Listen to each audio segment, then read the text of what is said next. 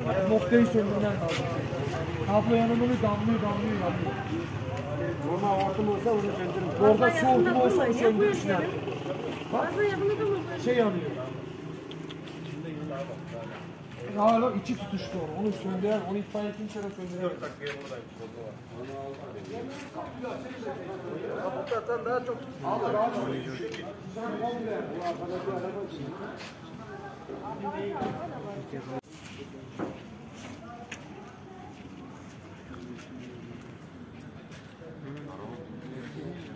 Yanar ya. Aslında ya bir ara ses geldi. Ben şimdi Nerede? Arkadan geliyor. Ya o boş lan onu yiyor. hadi abi.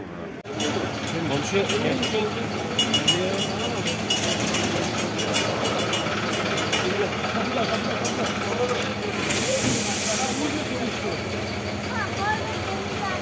Arkadaşlar böyle bir geri çıkalım. Her an şey olabilir. Çıkın. Ekmeğe bir işini yapsın. Bir geri çıkalım.